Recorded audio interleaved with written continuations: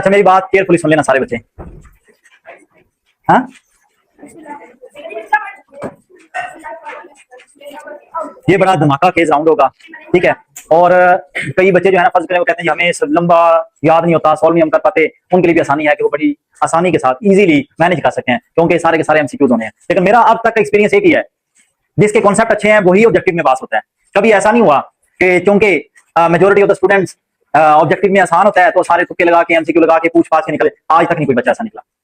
मैं 100% श्योरिटी से कह रहा हूं कि कोई बच्चा ऐसा नहीं निकल पाता जो मेहनत नहीं करता, जिसको कॉन्सेप्ट क्लियर नहीं होते। आपको पहला राउंड पढ़ाया गया, बड़ी इन डिटेल कॉन्सेप्ट्स के साथ पहले पढ़ाया गया। अभी आपको मार्किंग पॉइंट ऑफ व्यू से लेके चलना है, लेकिन साथ साथ मैं कॉन्सेप्ट्स बताऊंगा, मैं रिवाइज करवाऊंगा कॉन्सेप्ट्स जितने भी हैं, ठीक है। सबसे पहले हम आते हैं चैप्टर नंबर 1 प्लांट सिस्टम, जिसके अंदर वोकैबुलरी वाला सबसे पहले पोर्शन है। पेज नंबर 1 ही बनेगा ना, ये पेज नंबर 1। सबसे पहले रूट हेयर्स अच्छे तरीके से मार्किंग करके उस वे में आप पॉइंट आउट करेंगे। और केयरफुली जरा, हर बच्चे के पास अपनी साइंस अलग से होनी चाहिए जिसके ऊपर वो प्रॉपर्ली मार्किंग करेगा, ठीक है। रूट हेयर्स, अब आपको क्लास शुरू होने से पहले कोई अंदाजा नहीं था, जल्दी लेके आए, बाद में बैठे रहेंगे पूरा चैप्टर गुजर जाएगा। Root hairs, vascular bundles, mesophyll cells, chlorophyll, stomata, transpiration. सबसे पहले आता है रूट हेयर्स। क्या आपको पता है रूट के इर्द गिर्द जो हेयर्स होते हैं हम उनको क्या कहते हैं? Root hairs. Outer growth of epidermal cells is in plant cells, क्या in plants, roots which absorb water and nutrients from the soil. अगर लाइव इसकी पिक्चर की बात करें तो मैंने आपको शायद लास्ट टाइम डिस्प्ले भी की थी, ऐसे ही है ना।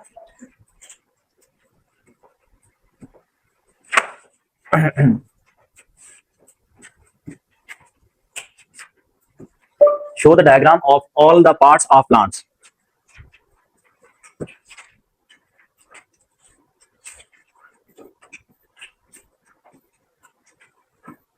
अब यहां पे तकरीबन इलेबोरेट हो चुका हुआ है ये वाली जो डायग्राम है, ध्यान से देखना जरा। वो फ्लावर है, लीफ है, लीफ के अंदर अगर स्टोमेटा की बात करें तो लीफ के लोअर पार्ट के अंदर एपिडर्मिस होता है, ये एमसीक्यू होता है। अब जो जो जुमला मेरे मुंह से निकल गया वो एमसीक्यू है, अपने माइंड को अटेंटिव रखना। बुक के ऊपर कहीं भी कोई भी स्पेस मिलती है वहां जो नोट करना पड़ता है वो आपको नोट करना पड़ेगा। कुछ चीजें अंदर आ जाएंगी, कुछ चीजें जो मैं आपको बोल के कहूंगा हाँ ये नोट कर लेना, उसको आप लिख लेना, बाकी सारी बुक के अंदर से मोस्टली होंगी, ठीक है। नहीं नहीं नहीं नहीं, स्टोमेटा मैं बता रहा हूँ ये इस बुक में है, एमसीक्यू ऑलरेडी लिखा हुआ है। स्टोमेटा कहां पे पाया जाता है, लिखा हुआ है। Stomata टिनी openings in the plant leave for gaseous exchange and removal of extra water, ये क्या कहलाता है? स्टोमेटा। एक मिनट, अस्सलाम वालेकुम, मैं अभी क्लास में हूं जी। अच्छा रूट हेयर्स, रूट हेयर मैं आपको असल में दिखाना चाह रहा था, ये है रूट मेन, ये क्या है मेन? रूट, ये वाली, ठीक है ना। अब जो मेन रूट है उसके गिर्द जो ये छोटे छोटे छोटे सब निकले हुए हैं ना, इसको हम क्या कहेंगे? रूट हेयर, जो असल में absorption of minerals and water from the soil करेगी, ठीक है। अब ये छोटी छोटी जो लाइनें बोली जा रही है ना, अपने दिमाग के अंदर कॉन्सेप्ट बिठाएंगे, जितना मर्जी वो घुमा के एमसीक्यू पूछ ले आपको पता होगा। The absorption of water and mineral is the work of, is the duty of, is the job of. अब ऑप्शन में फर्ज करें तो रूट भी दे देता है, अब रूट नहीं लगाएंगे फिर अगर आपको रूट हेयर ऑप्शन मिला हुआ है तो।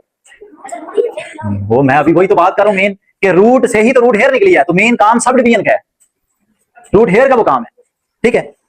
अच्छा आगे vascular bundle, a system consisting of xylem and phloem, as I have already told you कि वेस्कुलर बंडल नाम कलेक्टिवली तो कह दिया गया। अब पेपर में एमसीक्यू के तौर पे ये भी पूछा जाता है जाइलम और फ्लोएम क्या है, अकेले जाइलम का काम क्या है, अकेले फ्लोएम का काम क्या है, वेस्कुलर बंडल क्या है।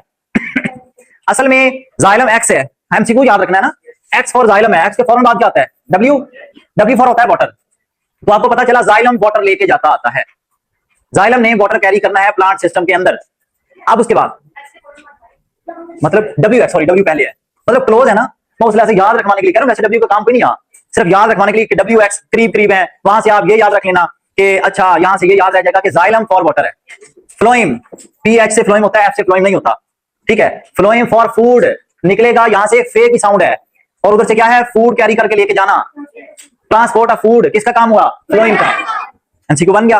अब इन दोनों के कलेक्टिव काम को क्या कहेंगे?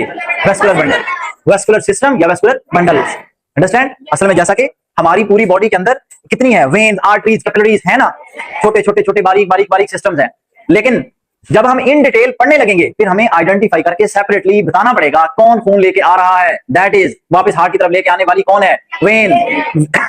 आगे लेके जाने वाली कौन है? आर्टरी। और जो सब डिविजन हैं दोनों की, कैपिलरीज, ठीक है। अब हमें डिटेल में पढ़ना पड़ा ना, इसी तरीके से कि वैसे हमारे पूरी बॉडी के ब्लड सिस्टम का नाम क्या है? Circulatory system, blood circulatory system, यही है, ठीक है ना। अच्छा आगे आते हैं, आगे आगे mesophyll cells, cells which are rich in chloroplast, ये लास्ट टाइम हमने डिस्कस भी किया था, डायग्राम भी पढ़ा था। डायग्राम इसका कहां पे है?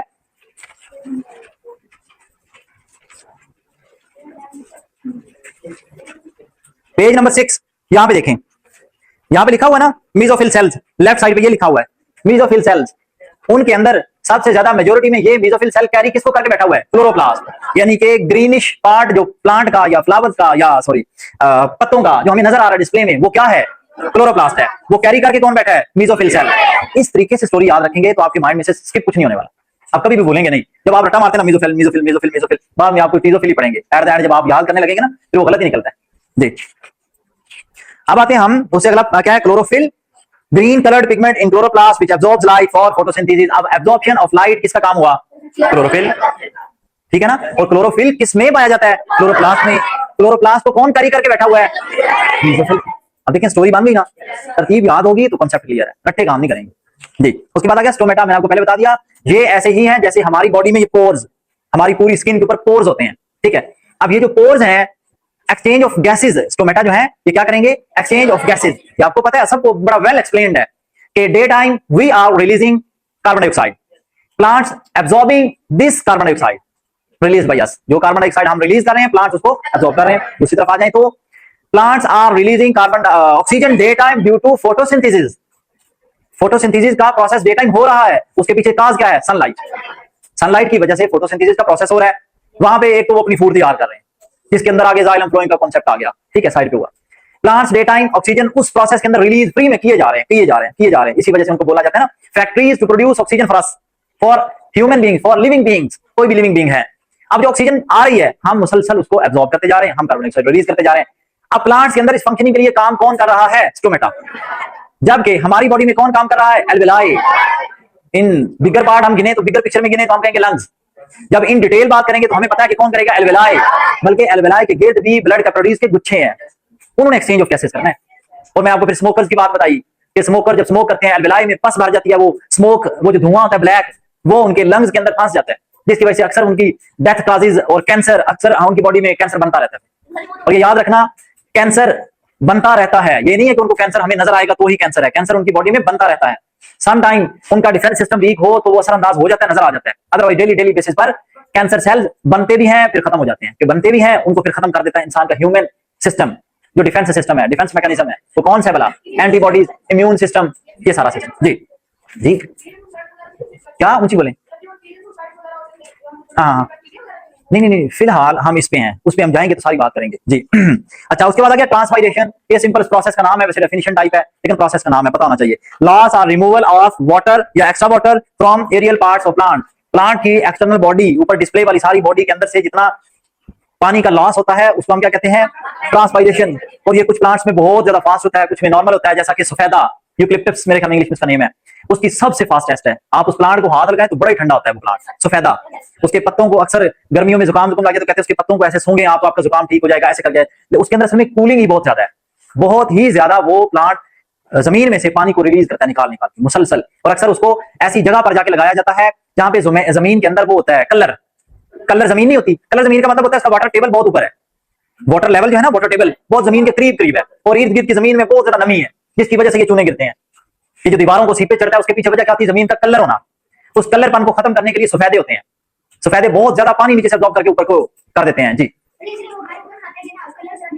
हाँ, इसी वजह से होती है, बिल्कुल ऐसे ही है। और अक्सर जो कल्टीवेटेड लैंड होती है वहां पे सफेदे वगैरह लगाए जाने से मना भी किया जाता है कि वहां लगाएंगे तो वो पानी का जो मेन सोर्स आप फसल को, क्रॉप को दे रहे हैं, वो सारे का सारा तो वो निकाल के फेंक देगा, ठीक है। लेकिन एक नेचुरल सिस्टम चल रहा होता है जी। उसके बाद आगे आ जाएं तो हमारे पास है रूट सिस्टम, सारे का सारा आ गया। वहां पे डायग्राम को देखें, सेकेंडरी रूट, उससे आगे टर्शरी रूट, ये टेरिटरी ना पढ़ना इसको, टर्शरी रूट्स, टर्शरी, ठीक है। सबसे पहले है सेकेंडरी रूट, यानी कि मेन रूट के आगे जो ब्रांचेस निकली हैं जैसा कि आपको नजर आ रही हैं, तो यहाँ पे ये क्या हुई? Main, secondary. उसके बाद सेकेंडरी के बाद आगे कौन सी निकल रही है? टर्शरी, सब ब्रांचेस। आपने अक्सर देखी भी हैं, ये मूली गाजर वगैरह जमीन से निकाले उसके बाल बने होते हैं, या वो शकरकंदी, स्वीट पोटैटो जिसे बोलते हैं, जमीन में से निकाले उसके गिर्द यही काम होता है। उसके बाद आप प्याज की बात कर लें, उसके बाद आप बात करें वो शलजम, शलजम के गिर्द भी यही काम होता है। आलू भी ऐसे होता है, बिल्कुल आलू भी इसी तरह सब रूट्स लेके नीचे फैला होता है। चुकंदर मैंने उसको देखा नहीं वैसे किस वे में होता है, शायद इसी तरह नहीं, चुकंदर को हाँ जड़ वाला सिस्टम होगा, ठीक है जी। शलजम की बात हो गई है, टर्निप जी। अच्छा आगे देखें, अब इसी के साथ नीचे रिकॉल वाला एक बॉक्स है। Zygote is the first cell found by the fusion of reproductive cells, male and female gametes की जब आपस में गैमेट्स की फ्यूजन होती है, मिक्सिंग होती है, तो वहां से क्या बनेगा? सबसे पहला cell, reproductive cell, zygote. MCQ mark कर लें, पेज नंबर 3 के ऊपर रिकॉल वाला बॉक्स है बच्चे, इसको बॉल पॉइंट मार्कर के साथ मार्क कर लें इसको। जाइगोट, प्लांट्स एनिमल्स दोनों के अंदर यही काम होगा। नेक्स्ट इसका दूसरा पॉइंट मुझे पढ़ने दे। The initial stage of development multicellular organism found by the cell division and growth of zygote is called embryo. Embryo भी लगाएं, यानी कि कहता है जब उसकी इनिशियल स्टेज होगी डेवलपमेंट की, किसकी डेवलपमेंट की, जाइगोट से जब ग्रोथ बनेगी आगे, तो सबसे पहला स्टेप क्या होता है, एम्ब्रियो। अभी सबसे पहले फ्यूजन हुई, इस फ्यूजन के बाद पहला जो सेल बना वो जाइगोट है, उस सेल की मुसलसल आगे डेवलपमेंट होगी तो पहला जो स्टेप बनेगा वो एम्ब्रियो। अब ये दोनों ही फर्स्ट है, ऐसे ही है ना, एमसीक्यू में क्लियर करना कि पहला सेल बना, fusion of sperm and egg या रिप्रोडक्टिव सेल की पहली जो फ्यूजन है उससे क्या बना, जाइगोट। लेकिन जाइगोट की फर्दर आगे डेवलपमेंट होगी तो पहला स्टेप क्या बनेगा, एम्ब्रियो। ये याद रखना है जी। आगे आ गया था initial root which grows from radical of the embryo in the primary root और टेप रूट। अच्छा ये आगे ना डायग्राम के अंदर आ जाएंगे सारा, region page number of rapid cell division.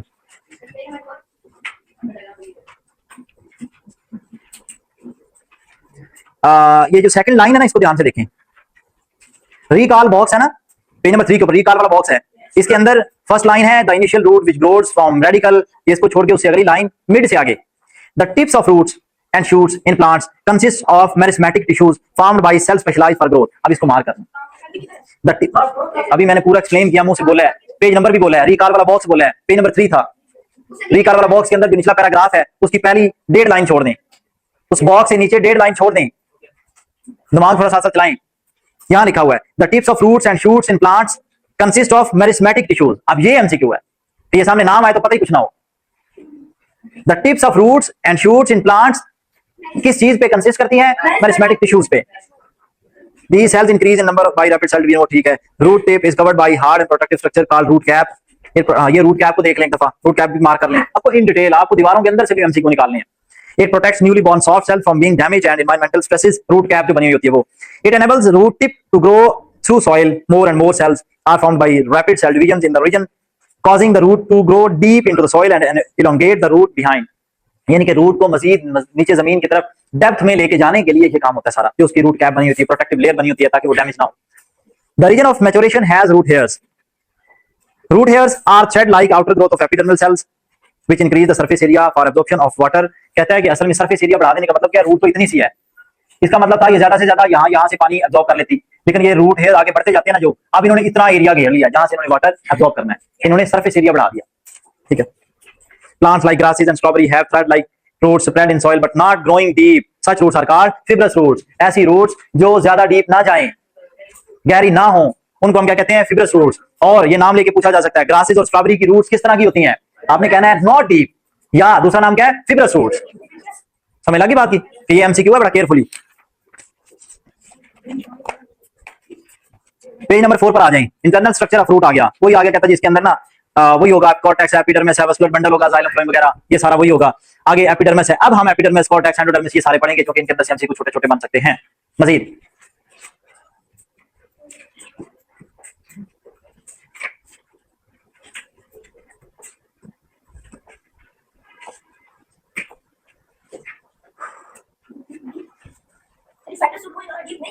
हाँ जी,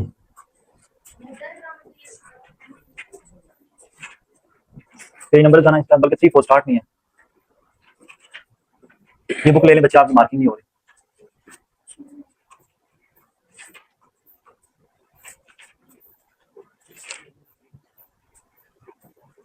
ये मैं आपको बता रहा हूं, अब मार्किंग कहां से होगी, ध्यान से देखना। एपिडर्मिस मैंने पहली दफा आपको कहा था इसको करने की खास कोई जरूरत नहीं है, लॉन्ग में इन डिटेल में आपको कोई नहीं पता, आपको पता है एपिडर्मिस क्या, एंडोडर्मिस क्या, वो मैंने डायग्राम आपको अच्छे तरीके से क्लियर कर दिए थे। यहाँ पे अब आते हैं epidermis and outermost layer of thin walled cells. यहां से रिमूव इससे होगा, इसको मैक्सिमाइज कहां से करेंगे,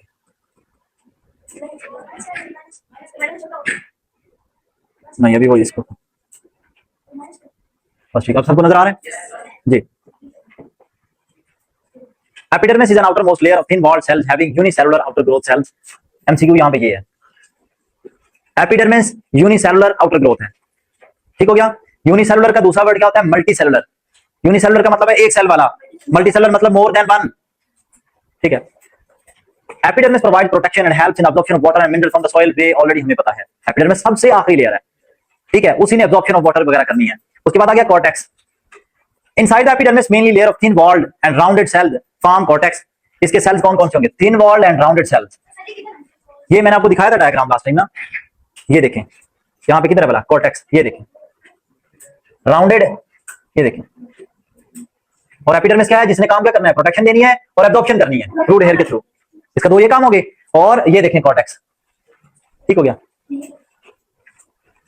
किधर गया कॉर्टेक्स? ये देखना सारा डायग्राम जब आपको नजर आ जाए। Mainly layer of thin walled and rounded cell form. तो अभी फिलहाल उनकी शेप डिफाइन की गई। करेंगे क्या? Water and mineral absorbed by root hair in epidermis are transported towards xylem through cortex for onward conduction of leaves. अब कहां यहां पे बात क्या की गई? बात ये की गई कि एपिडर्मिस ने सिर्फ और सिर्फ कॉर्टेक्स ने ऊपर वाले पोर्शन जो पानी एब्सॉर्ब कर चुका है ना, उसने ऊपर से लेके सिर्फ आगे ट्रांसफर कर देना पानी, खुद कुछ नहीं करना। सिर्फ ट्रांसपोर्ट ऑफ वाटर पीछे से पकड़ा, अगले वाले को सप्लाई कर दिया, कोई और काम नहीं। ठीक हो गया? मिनरल और वाटर वही दोनों। जब हम वाटर की बात करते हैं ऑटोमेटिक उसमें मिनरल मिक्स है। ठीक हो गया? ये दोनों काम इसने कर दिए कॉर्टेक्स ने। यहां से लेके वो आगे बताएगा कि इसने ये काम करना है। कॉन्सेप्ट साथ साथ देखते जाए, आपको समय लगती जाएगी। उसके बाद आगे एंडोडर्मिस। पहले वहां पे देखें एंडोडर्मिस क्या है? प्रोटेक्शन लेयर है ना, किसके गिरते वाला? जाइलम और फ्लोएम के गिर। ऐसे ही है। अब देखें the inner most layer of cortex, ये कॉर्टेक्स की कहता है अगली लेयर है, which consist of barrel shaped cells. उसके थे कॉर्टेक्स के राउंडेड, यहां इसके किसके हैं? किस शेप में है? Barrel shape. ये सारे एमसीक्यू याद होने चाहिए।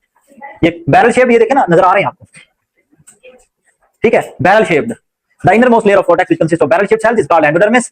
It regulates the movement of water and hormones etcetera into out of vascular bundle. यानी कि सिर्फ काम वही है, रेगुलेशन करेंगे कि जी पानी जो है वो इन जाए या आउट जाए, उसको रोकना, आगे जाने देना, बस गेट कीपर वाला हिसाब है। क्योंकि आगे कौन शुरू हो रहा है इसके बाद? आपका माइंड नहीं है क्लास में, बार बार टाइम देख रहे हैं आप। क्या है? Vascular bundle. आगे मेन आ गया, जिसका हमें ऑलरेडी मोस्टली पता है कि इसने करना क्या है। वेस्कुलर बंडल तो हमें ऐसे वैसे पक्का हो गया, वेस्कुलर बंडल वहां नहीं है, चलो वैसे भी पता ही है, शुरू में भी लिखा हुआ है, बुक के पेज नंबर 1 पे भी लिखा हुआ है, या नहीं भी लिखा तो मसला कोई नहीं, शुरू में लिखा हुआ है। ये देखना जरा, ज्यादा एक्सप्लेन्ड है। एपिडर्मिस मट्टी के अंदर सब रूट्स गई हुई हैं, हेयर वॉल जिसे हम कह रहे हैं। अच्छा, एंडोडर्मिस जो प्रोटेक्टिव केयर लगी हुई है, इसने मूवमेंट करके पानी आगे यहां तक पहुंचाया। एंडोडर्मिस ये लेयर बैरल शेप्ड, जिसका कॉर्टेक्स है, ऐसे ही ना कॉर्टेक्स, उसने आगे जाने दिया तो आगे क्या आया? जाइलम और फ्लोएम। अंडरस्टैंड? इन डिटेल ये सारी सब डिवीजन है। अच्छा, उसके बाद आगे आते हैं तो हमें मिलता है शूट सिस्टम। अब ये बड़ा बिगर पिक्चर आ गई हमारे सामने। शूट सिस्टम जो ऊपर जमीन के बाहर डिस्प्ले में नजर आ रहा है, ब्रांचेस वगैरह, तना वगैरह, ये सारे का सारा सिस्टम अब हम पढ़ेंगे। सबसे पहले तो कहता है इसका आया, सबसे बड़ी चीज हमें नजर आती है वो है तना, जिसे हम कहते हैं स्टेम। कहते हैं एक स्टेम, हमें तो वो लकड़ी ही नजर आती है, लेकिन इनसाइड सब कुछ है, उसके अंदर प्रॉपर्ली सब कुछ फंक्शनिंग कर रहा है। क्या है? आपके सामने है एपिडर्मल हेयर, क्यूटिकल, वो पोजीशन जहां से वो हेयर निकला हुआ है, आखिरी वाली लेयर जो प्रोटेक्शन देती है, जिसका नाम क्या है? एपिडर्मिस। जैसा कि मैंने आपको कहा, हमारी बॉडी में मेलानिन है ना, हमारी स्किन के अंदर, जो कर क्या रहा है? सिर्फ प्रोटेक्शन। कहां? किस चीज से? बैक्टीरिया, वायरस वगैरह से। अंदर नहीं एंटर होने देता। एंटर कब होता है? जब हमें इंजरी होती है, जख्म होता है, गिरते वगैरह हैं, तब वो चोट लगी, उसको प्लेस मिल गई, यहाँ अटैक करो, यहाँ एपिडर्मिस नहीं है, यहाँ मेलानिन नहीं है, यहाँ अटैक कर दो। इसलिए हम फौरी तौर पे वहां स्पिरिट लगाते हैं, डॉक्टर वगैरह स्प्रे लगाते हैं, या वो पायोडीन वगैरह लगाते हैं, या इंजेक्शन टेटनस का लगाते हैं, ताकि वहां पे आके जल्द से जल्द व्हाइट ब्लड सेल्स वहां पे ऐसे अटैक को रोक दें। और फौरी फिर आपकी बॉडी को क्या बनता है, जिसे हम पंजाबी में क्रीड कहते हैं, कुछ क्रेडा वगैरह कुछ ऐसे बोलते हैं इलाकाई जुबान में, ठीक है? हाँ जी। प्लेटलेट सेल सबसे पहले वही आते हैं, फिर व्हाइट ब्लड सेल आते हैं। अच्छा, कुछ ना कुछ तो एंटर हो चुके होंगे जरा से। देखिए, इंजरी हुई ना, जख्म हुआ, छिल गया, सबसे पहले प्लेटलेट सेल आते हैं, जल्दी से वहां जख्म को बंद करो। लेकिन उनके करते करते जर्म्स, बैक्टीरिया अंदर एंटर हो चुके होते हैं। उनके डिफेंस, उनको मारने के लिए सबसे फिर बाद में सेकंड स्टेप पे कौन आया? White blood cell. वो आके फिर अगला काम करते हैं, और इसी वजह से वहां पे स्वेलन भी हो जाती है, हमें दर्द भी महसूस होता है, और हमें जंग होने शुरू हो जाती है ना। हमें तो नहीं पता, अल्लाह ताला ने कितना बारीकी का और बेहतरीन परफेक्ट सिस्टम बनाया, ठीक है? और वो हमारी बॉडी स्वेल करती है। ये सारा फंक्शनैलिटी हमारी बेटरमेंट के लिए, मैंने लास्ट टाइम भी आपको बताया था, हमें फीवर होता है, हमारी बेटरमेंट के लिए हो रहा होता है, हमारी बॉडी से अंदर एक्शन हो रहे होते हैं। हमें बॉडी कहीं भी दर्द होता है, फर्ज करें यहाँ कोई चोट लगी, दर्द हो रहा है, डॉक्टर आपको एक टैबलेट देता है, कहते हैं टैबलेट खाओ, दर्द रुक जाएगा, दर्द रुक जाता है। ऐसा पागल मैदा है, गोली मैदे में जा रही है, टैबलेट मैदे में जा रही है, स्टमक में जा रही है, दर्द यहाँ रुक जाता है। होता क्या है? फौरी तौर पे हमारी बॉडी के जो एक्सेप्टर्स, रिसेप्टर जो दर्द को महसूस नहीं करवा रहे, उन्होंने ब्रेन को मैसेज दिया हुआ है, यहाँ कुछ है, यहाँ दर्द हो रहा है, यहाँ कोई ना कोई इंजरी, यहाँ कुछ ना कुछ हो चुका है। वो क्या करेंगे? उस हिस्से के नर्वस सिस्टम को जो वो पैगाम लेके नहीं बार बार जा रहे ब्रेन के पास, असल दर्द आपको ब्रेन दे रहा होता है, असल दर्द आपको ब्रेन दे रहा होता है कि वो फील करवाता है वहां दर्द है। समटाइम ऐसा होता है ना, जब आप सर्दियों में फुल सर्दी है, आप कहते हैं मैंने नहाना है ठंडे पानी से, आप दिमाग को धोखा दे ले, आप नहा लेते हैं, लेकिन जब आप पहले फील कर रहे हो नहीं नहीं नहीं सर्दी है, अब नहीं नहा पाते, आपको मजीद सर्दी लगती है, आप दिमाग को धोखा दे लें, कोई गुस्से वाली बात सोचना शुरू कर दें, कोई इधर उधर की बातें सोचना शुरू कर दें, आप नहा के बाहर भी आ जाएंगे, आपको पता बाद में चलेगा। ऐसा होता है, दिमाग को वो चीज मैसेज देना स्टॉप कर देती है। दर्द है, स्टिल इंजरी है, जो डैमेज पोर्शन है वो डैमेज्ड है, सिर्फ आपके मैसेज को स्टॉप कर दिया गया है। और फिर आप कहते हैं डॉक्टर बड़ा सियाना है, उसने गोली दिया, मुझे फौरी आराम नहीं आया, उसने आपके मैसेज सिस्टम को ब्लॉक करवाया है बस। जो उधर वहां पे है इंजरी पेन वो है, समझ लगी बात की जी। अच्छा ये सिस्टम हम पढ़ रहे थे एपिडर्मिस से ये कॉलन काइमा, वैसे हमने इन डिटेल यहाँ पे कुछ नहीं पढ़ा हुआ, हम सिंपल जो यहाँ थोड़े थोड़े हल्के हल्के बताएंगे। ये सारी की सारी लेयर चलेगी, इनके हम शक्लों के नाम याद रखेंगे, बैरल शेप कौन है, राउंडेड शेप कौन है या स्क्वायर शेप कौन है, वो हम पढ़ के डिटेल आगे चलेंगे। जाइलम, पिथ, ये फ्लोएम के सारे आगे चलेंगे। अब देखना जरा, stem is usually the aerial part of the plant, mostly तो हम उसको कहेंगे जो डिस्प्ले में हमें नजर आ रहा है। It provide support to its branches, leave, flowers and fruit etcetera. Vascular bundle कहता है ये भी इसके अंदर ही पाया जाता है। फिलहाल तो ये मेनली इन जनरल बता दिया गया, स्टेम टोटली वैसे इस चीज पर मुश्तमिल होता है, लिहाजा एमसीक्यू अंदर से नहीं बन पाएगा, क्योंकि जब इन डिटेल हम उनको पढ़ेंगे ना तो बात वहां पे खुल जाएगी। ठीक है, अब हम आते हैं लीफ पे। The stem and its branches bear leaves. Leaves are the organs which are well exposed to light and well adapted for the preparation of food during photosynthesis. ये आपको पता है पहले से। फोटोसिंथेसिस, प्लांट्स के पत्तों के ऊपर लाइट पड़ेगी, वो सनलाइट को अब्सॉर्ब करेंगे, फैक्ट्रीज काम करना स्टार्ट कर देंगे। क्लोरोप्लास्ट, आपने फोटोसिंथेसिस की केमिकल इक्वेशन पढ़ी हुई है, क्या है भला? देखें, carbon dioxide plus water plus sunlight, sunlight को मैं SL कह रहा हूं, सनलाइट पड़ रही है, और आगे हमें क्या मिल रहा है रिजल्ट में? ग्लूकोज C6H12O6 प्लस O2 जो हमारे लिए है, ठीक है, प्लस बस जी, ठीक है। अब ये प्लांट्स के लिए अपनी थी, ये बाई प्रोडक्ट है, इसको कहते हैं बाई प्रोडक्ट। वो चाह नहीं रहे थे ऑक्सीजन हो, उनको तो चाहिए था ग्लूकोज, हम भी चाह नहीं रहे कि ये हमारे मुंह से कार्बन डाइऑक्साइड निकले और प्लांट्स ले ले, बाई प्रोडक्ट है। हमारी बॉडी में तसलसल के साथ जो काम हो रहा है, सेल सारे वर्क कर रहे हैं, वहां से कार्बन डाइऑक्साइड मुसलसल प्रोड्यूस हो रहा है सेल की वर्किंग के दौरान। जैसे हम गाड़ी चलाते हैं, क्या हम चाह रहे होते हैं धुआं निकले? नहीं, वो निकल रहा है, बाई प्रोडक्ट है, वो साथ निकलनी निकलनी, ठीक है, एक्स्ट्रा से है कि हम उसको रोकेंगे, सन से बंद करेंगे, गाड़ी भी बंद हो जाएगी, ठीक है। इलेक्ट्रिक में पीछे बिहाइंड द सीन सारा कुछ जी। A leaf is provided with the stalk called petiole, MCQ mark करें। पेटियोल की शक्ल देख लें, उधर डायग्राम के अंदर पेटियोल की शक्ल देख लें, वो जो जा रही है मेन, जिससे आगे मिड रिब निकलती है, ठीक है। It's flat green part is called blade और लैमिना, ब्लेड और लैमिना ये सारा कहलाता है। किधर है ये वाला? हाँ वो वही है, मतलब वो जो सारे का सारा है ना एज अ फैला हुआ ब्लेड, ठीक है, उसको हम क्या कह रहे हैं? लैमिना या blade. Second name of blade is lamina. Lamina क्या है? स्प्रेडेड पार्ट जिसे हम कह सकते हैं। विच हैज मेनी वेन्स, जिसके अंदर वेन्स हैं। मैं आपको पहले असल में वो वेन्स नहीं है, वेस्कुलर बंडल्स हैं, सिर्फ वो नाम आपको रिलेट करवाने के लिए बताया जाता है। The middle strong when is called midrib, वो जो मैंने आपको पहले कहा, ये मिडरिप चल रही है, ये देख लें, दरमियाना पार्ट नहीं, उससे मेन ब्रांचेस। आपने कभी देखा है पत्तों को तोड़ के, उसको तोड़े ना, मिडरिप को तोड़े, अंदर से वो लिक्विड नजर आता है। हाँ जी, जाइलम फ्लोएम की मूवमेंट चल रही होती है। बात वही है ना कि किस प्लांट की बॉडी किस वे में मटेरियल को ट्रांसपोर्ट कर रही है, उनका अपना काम है, ठीक है, हम उनकी कोई हेल्प नहीं कर रहे जी। क्योंकि पीछे से सारा सिस्टम कट गया, यहीं से कट गया ना, इस वजह से सब कुछ खत्म जी। पेटियोल है यहां तक, ठीक है, जो इसको पीछे ब्रांच के साथ कनेक्ट करके रखे हुए हैं। उसी का अगला पार्ट जो आगे साथ बीच में मेन वेन के तौर पे जा रहा है, उसका नाम है मिडरिप। मिडरिप से सब ब्रांचेस निकलेंगी, जैसा कि समझ लो मेन आर्टरी से आगे क्या निकलेंगी? कैपिलरीज, वो कैपिलरीज फैल जाएंगे पूरे पत्ते के, बड़े बड़े। आपने खुद कभी पत्ता गौर से देखा हो तो आपको सारे नजर आते हैं जी। अच्छा, डिफरेंट शेप सेल, अच्छा, cross section of leaf perform different function, गोली मारें। अच्छा, ये आगे वो इन डिटेल सारे सारा मेसोफिल सेल कहता है पत्ते के इस तरह, ये पत्ता ऐसे है, मतलब ये पत्ता है ऐसे, पत्ता ऐसे पतला करके, लेकिन इन डिटेल स्टडी है ना, डीप स्टडी है, वैसे पतला सा पत्ता है, लेकिन उसको ऐसे करके एक्सप्लेन किया गया, बड़ा करके दिखाया गया अंदर क्या क्या क्या क्या है। सबसे पहले मेसोफिल सेल यानी कि क्लोरोप्लास्ट यानी कि क्लोरोफिल, ऐसा ही है, सनलाइट को ऑब्जॉर्व करने के लिए। उसके ऊपर क्यूटिकल यानी कि उसके वाटर लॉस को रोकने के लिए होते हैं क्यूटिकल, ये याद रखना, ठीक है। वाटर लॉस नहीं, यानी कि अगर तो डायरेक्टली ये सामने हो, या जैसा कि हमारी बॉडी के ऊपर से ये स्किन उतार दी जाए तो क्या होगा? गोश्त वो फौरी डैमेज हो जाएगा। ये क्यूटिकल उस लिहाज से डिफेंस सिस्टम के तौर पे आगे होती है, जैसा कि एपिडर्मिस, ठीक हो गया। अच्छा, आगे आगे वो, उसके बाद आगे स्पॉन्जी मेसोफिल सेल्स, ये सारे सेल फैले हुए हैं, ये आगे अंदर वो सिस्टम चल रहा होगा जाइलम फ्लोएम वाला, ये वाला वो जो सिस्टम चल रहा है पत्ते के अंदर, ठीक है, ये वही समझ लो मिडरिप वाला जो आगे अंदर मेन सिस्टम सारा फैला हुआ है, ठीक है। ये लोअर एपिडर्मिस है, उसमें भी क्यूटिकल, लेकिन उसमें स्पेसिस है, अंडरस्टैंड? जैसा कि हमारी बॉडी में स्किन तो है, लेकिन पोर्स में से क्या है? अच्छा, एक और चीज आपने देखी है, कभी आप अपने हाथों के साथ मिर्चों के अंदर कुछ मिक्स आप हाथों से करने लग जाए, आपके हाथों को भी मिर्ची लगने लग जाए, कैसे? पोर्स हैं। अब देखें, आपके हाथों के अंदर कोई दिमाग नहीं है, ब्रेन नहीं है, वहां पे पोर्स हैं जिनके अंदर से जब एंटर होता है तो फिर आपको समय लग जाता है, हाँ तब भी दर्द होता है तब। बिल्कुल बिल्कुल बिल्कुल बिल्कुल, वो हम इसलिए कि हम उस जो पोर्स है उनको फिलअप करने की कोशिश करते हैं कि फिलअप हो जाए किसी तरीके से। ये फिर सोचें, ये जो करती हैं लेडीज वो मेकअप हो, क्या हाल होता होगा, सारे रास्ते ही बंद, हाँ जाहिर है सारे रास्ते ही ब्लॉक हो जाते हैं, पसीना ही तो मेरे ख्याल में ज्यादा आता है। अच्छा, वो फिर मतलब जिन नहीं बनाता। आगे देखें, अच्छा देखें ध्यान से देखें, epidermal cells are the tile like and forming protective layer, वो पीछे बात हुई है। Upper epidermis and lower epidermis है, यहां पे ध्यान से देखना। पहली side mesophyll cells are the elongated, spongy mesophyll cells are irregularly shaped. ये उनकी शेप्स के नाम बताए गए, एमसीक्यू मार्क करते जाना। पहले पहली साइड है, shapes are elongated. Spongy mesophyll cells है irregularly shaped, having air spaces among them, ठीक हो गया। Their function is to prepare food, ये भी हमें पता है। Xylem tissue consist of tubular shaped cells used to conduct water, वो हमें जाइलम का पहले से ही पता है कि जाइलम का काम ही क्या है, वाटर को ट्रांसपोर्ट करना, ठीक है। Phloem cells are also tubular, क्योंकि उनका काम भी क्या है, ट्यूब बनवाए ना, फूड को ट्रांसपोर्ट करना। अच्छा, they are opening in the lower epidermis called stomata, ये हमें पहले से पता है, एमसीक्यू मैंने पहले मार्क करवा दिया। ये याद रखना, स्टोमेटा प्लूरल है, इसी का सिंगुलर स्टोमा। ये ना हो कि कहीं पे वर्ड स्टोमा आ जाए और आपको पता नहीं स्टोमा कहां से आ गया। सिंगुलर, स्टोमेटा का सिंगुलर स्टोमा है, ठीक है। ईच पोर इज, आप यहीं कोई वर्ड वो यूज करने लगे ना, पोर, तो मैं आपको बार बार कह रहा हूं, हमारी स्किन के पोर्स, हमारी स्किन के वो नहीं है, स्टोमेटा नहीं है, ठीक है, pores. Each pore is surrounded by a pair of guard cell, हर एक गिर्द गार्ड सेल लगे हुए हैं, तो उसको ओपन भी करते हैं, क्लोज भी करते हैं, ओपन भी करते हैं, क्लोज भी करते हैं। गार्ड सेल में कोई बोल भी रहा हूं, आप समझ नहीं रहे, मैं कह रहा हूं उनका काम क्या है, ओपनिंग और क्लोज को, गेट है, वो गेट कीपर है, उन्होंने गेट बंद करना है, ये क्लोज करना, बने हुए हैं। आगे डायग्राम देखते हैं, डायग्राम पे बने हुए हैं नहीं बच्चे।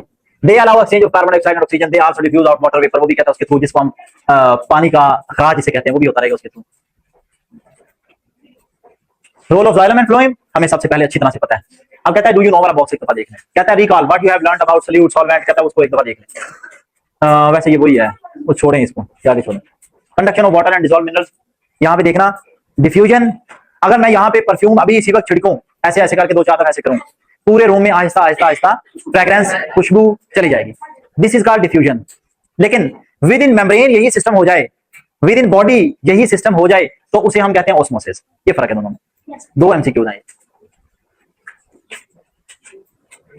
Movement of material particle from the area where they are more to the area where they are less is called diffusion. एक डेफिनेशन तो ये हो MCQ, the diffusion through membranes like cell membrane is called osmosis, यानी कि within bodies, within cells, within membranes हो तो क्या होगा, ऑस्मोसिस। हाँ जी, मेम्ब्रेन्स हम कहते हैं इन जनरल, ठीक है।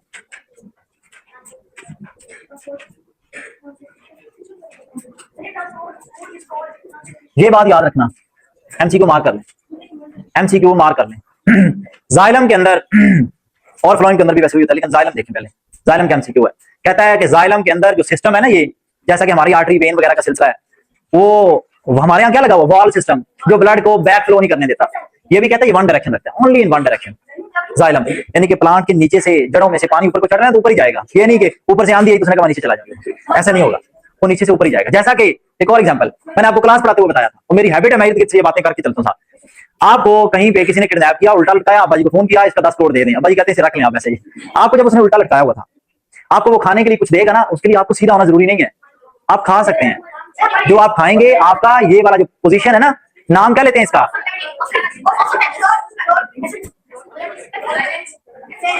नहीं, पेरिस्टाल्टिक मूवमेंट। बच्चे सुने, पेरिस्टाल्टिक मूवमेंट, ये जो हम करते हैं, ये मूव नहीं हुई ऐसे, इसको हम कहते हैं पेरिस्टाल्टिक मूवमेंट, इस मूवमेंट की वजह से जी।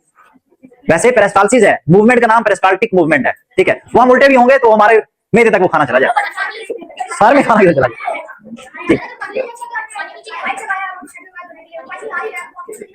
नहीं तो उसमें हम थोड़ी इन्वॉल्व हैं, हम थोड़ी ना इन्वॉल्व, ना पेरिस्टाल्टिक मूवमेंट इन्वॉल्व है, ना ही जाइलम इन्वॉल्व है, ये भी तो है ना जी। क्यों नहीं जाएगा, मैं कह रहा हूं जाएगा, पानी जाएगा, क्यों कैसे बेवकूफ है। सुने, आगे देखें, आगे देखें ध्यान से, आगे क्या, ट्रांसपोर्ट ऑफ फूड, वही मैंने आपको पहले बताया हुआ है, food prepared by photosynthesis in leaves, carbohydrates वगैरह, ग्लूकोज, सक्रोज वगैरह पत्तों के अंदर तैयार हो रहा है, तैयार होने के बाद क्या होगा, enter into phloem sieve tubes elements, phloem के अंदर सीव ट्यूब एलिमेंट्स के अंदर एंटर होगा in dissolved form through companion cell, it is then transported to all parts of the plant through phloem, हमें पता है पहले से, ठीक है, कुछ में ज्यादा कोई डीप कांसेप्ट नहीं है। हाँ, ये काम और होता है यहाँ पे, ये डायग्राम भी आपके सामने बनी हुई है, बड़े अच्छे तरीके से एक्सप्लेन्ड है। इस डायग्राम के अंदर भी बताया जा रहा है कि फ्लोएम के अंदर समटाइम वाटर एंटर हो जाता है, वाटर है वन डायरेक्शनल, टू डायरेक्शनल नहीं है, लेकिन वाटर एंटर होता है फ्लोएम में, उसको लिक्विफाइड कंडीशन में रखने के लिए, फूड को फ्लोएम की मूवमेंट के अंदर ज्यादा थिक नहीं होने देता, उसको थोड़ा सा लिक्विफाइड रखता है ताकि उसके अंदर भी प्रेशर फिनोमेना बना रहे। वो लिक्विड होगा तो मूवमेंट होगी ना, लिक्विड नहीं होगा तो मूवमेंट नहीं होगी, ठीक है। देखें, xylem tissue consist of dead cells joined end to end with no end wall to form a continuous tube. इसका मतलब क्या है? कहता है उसने एक कॉन्टिन्यूस पाइप सिस्टम बनाया हुआ है जाइलम ने, कोई ब्रेकेज नहीं है वैसे, एंड टू एंड कनेक्टेड है आपस में, ट्यूब्स बनी हुई है सारी की सारी। फिलहाल जाइलम बोला मैंने, जाइलम माइंड इधर रखें। Phloem is composed living cells, जहां दोनों में फर्क आ गया, जाइलम और फ्लोएम 100% एक जैसे नहीं है, वो डेड सेल से मिलकर बना हुआ है, फ्लोएम लिविंग सेल से मिलकर बना हुआ है। लिविंग सेल का नाम है सीव ट्यूब। पेपर में धोखा ये भी दिया जा सकता है, phloem cell is composed of sieve tube या लिविंग सेल या बोथ। आप क्या कहेंगे? बोथ, मतलब क्योंकि नाम ही एक है, असल में लिविंग सेल्स ही का नाम क्या है? सीव ट्यूब, ठीक है। Companion cell and phloem parenchyma, उसके साथ क्या है? फ्लोएम पैरेन्काइमा भी है। अब फ्लोएम पैरेन्काइमा क्या है? पैरेन्काइमा ध्यान से, अलग से एमसीक्यू है। नहीं ये डेड सेल नहीं है, किधर लिखा है डेड सेल है? डेड सेल तो है जाइलम, ये नहीं है phloem. Is a type permanent tissue forming major part of the ground tissue in plant. The main function of parenchyma is to store and assimilate food. ये parenchyma है, इसने assimilation, उसकी यानी कि मूवमेंट रखनी है, ठीक है। असिमिलेशन मतलब होता है उसकी स्लो टाइप जो मूवमेंट है उसको कंटिन्यू रखना। अब आगे फिर वो स्टोमेटा जिसके बारे में हम बार बार तज़किरा कर चुके हैं। A large number of stomata in lower epidermis of the leaf helps in absorption of carbon dioxide and release of surplus oxygen in the environment. Surplus मतलब बहुत ज्यादा, जी बिल्कुल बिल्कुल, ऐसे हमें नजर नहीं आता वैसे, बहुत ज्यादा बारीक होते हैं। कहते हैं एक जो आपकी बाल पॉइंट है उसको ऐसे पत्ते के ऊपर ऐसे रखा जाए ना, इस एक रखने के अंदर भी 200 से ज्यादा स्टोमेटा है। एक बाल पॉइंट के निप पॉइंट जो है उसके नीचे भी मोर देन 200 स्टोमेटा है। तो ये तो फिर देख लें कितनी बड़ी तादाद है। जी नेक्स्ट आगे देखें।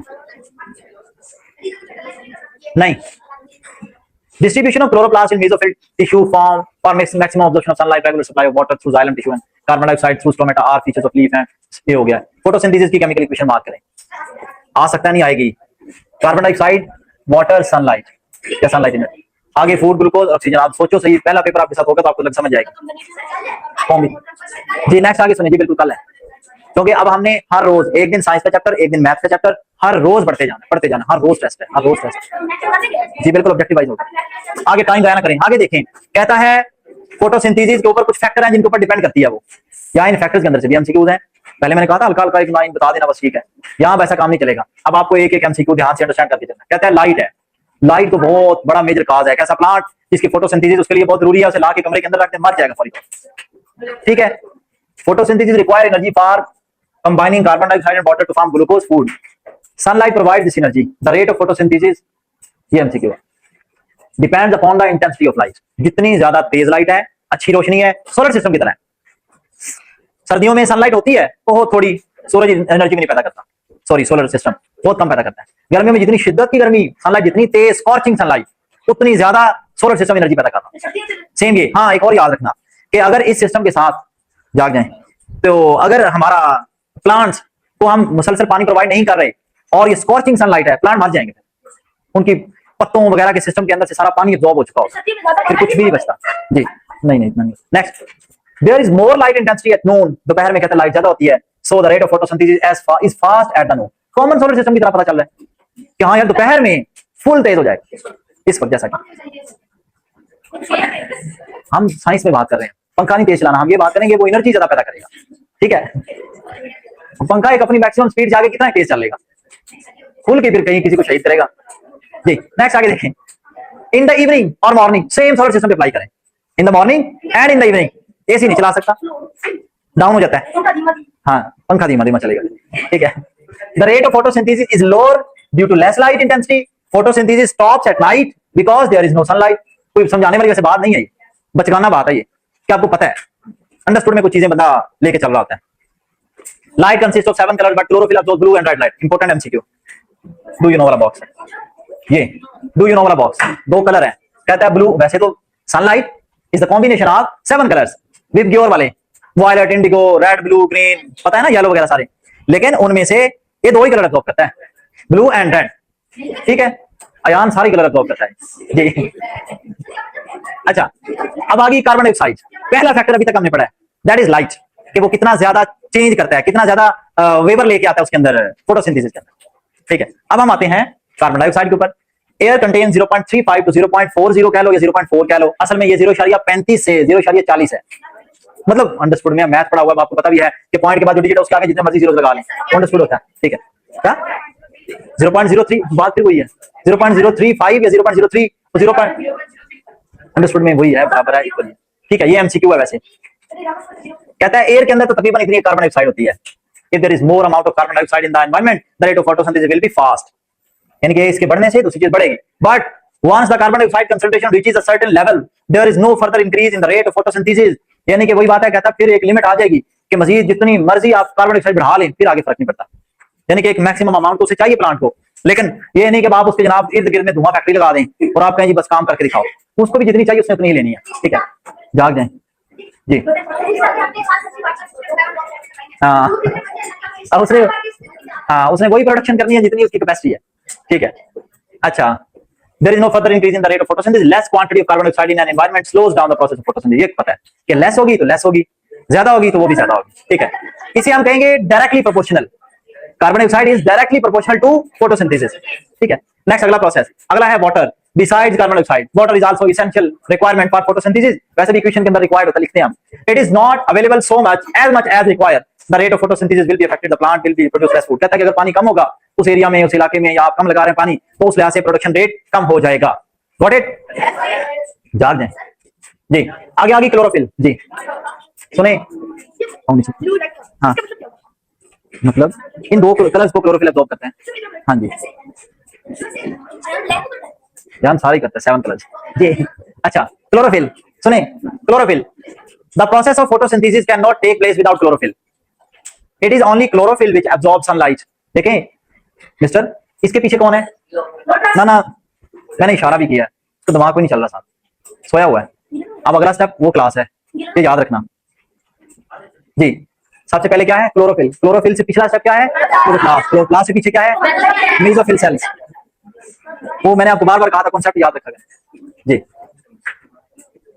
जी, क्लोरोफिल के बारे में क्या कहता है? कहता है कि ये चूंकि सनलाइट को अब्जॉर्ब करता है, makes it usable in the photosynthesis process. Chlorophyll is present in chloroplast which are present in photosynthetic cell. बस ठीक है, वही मेसोफिल, वही देखें, वही सारी स्टोरी वहां लिखी हुई है सामने। दोबारा उन्होंने वही स्टोरी बना के दोबारा लिखी, पहले पढ़ लिया। अब आगे temperature. Like many other chemical reactions, photosynthesis is also affected by temperature. The suitable temperature for the process is 25 से 35, यानी कि नॉर्मल वाला टेम्परेचर। ज्यादा हाई हुआ फोटोसिंथेसिस रुक जाएगा, ज्यादा लो टेम्परेचर हुआ, जैसे शदीद सर्दी बढ़ जाती है, गांव वालों को पता होगा, चारा उगना बंद हो जाता है। कहते हैं जी कोरा पड़ गया, ये हो गया, वो हो गया, पट्टे जल गए हैं, ये हो गया, बोलते हैं गाँव में ऐसा होता है, जल जाते हैं, खत्म हो जाती है घास, उस हाँ कक्कर बोलते हैं गाँव में। सर्दियों में, गर्मियों में कौन सा कक्कर पड़ता है?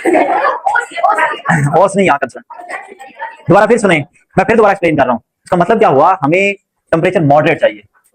मॉडरेट टेम्परेचर के ऊपर, जैसा कि आपको खुद भी पता है, आप खुद ज्यादा शदीद सर्दी के अंदर भी काहिल होकर बिस्तरों में घुसने की कोशिश करते हैं। ज्यादा शदीद गर्मी होगी तो भी आप बाहर जाने से अवॉइड करेंगे, रूम्स में अंदर बैठने की कोशिश करेंगे। ठीक है, नहीं वो ये है ना कि प्लांट्स के लिए नुकसान होता है। प्लांट्स को उन डेज में फिर असर टाइम के बाद जब सूरज ढल जाए, अक्सर लोग उसके ऊपर पानी का छिड़काव करते हैं जी। हाँ, वो क्या ग्रीन हाउस इफेक्ट क्रिएट किया हुआ होता है लोगों ने, वो ऊपर शॉपर सा सब्जियों के ऊपर लगा के, वो क्या करता है? एक्सेसिव हीट को अंदर जाने से रोक देता है। लगाते हैं बिल्कुल। इसके ऊपर आपकी बात समझते समझते आगे निकल जाए। आगे देखें, हाँ तरबूज। अच्छा आगे देखें, आगे हमारे पास application in leaf structure for photosynthesis, sorry adaptation. Adaptation मतलब उसका उस बॉडी के मुताबिक, अपने आप को एनवायरनमेंट के मुताबिक ढाल लेना, फोटोसिंथेसिस के मुताबिक कॉमन है। कहता है blades of leaves are flat and absorb, कहता है वो ऐसे करके होते हैं ताकि मैक्सिमम लाइट को, जैसे प्लेटें हम सीधी करके रखते हैं ना, जैसे सूरजमुखी के फूल के बारे में बड़ा मशहूर है, इधर सूरज जाता है वो उधर कर जाता है, उसे मैक्सिमम सोलर प्लेटों की तरह सूरज चाहिए। ठीक हो गया? हाँ जी।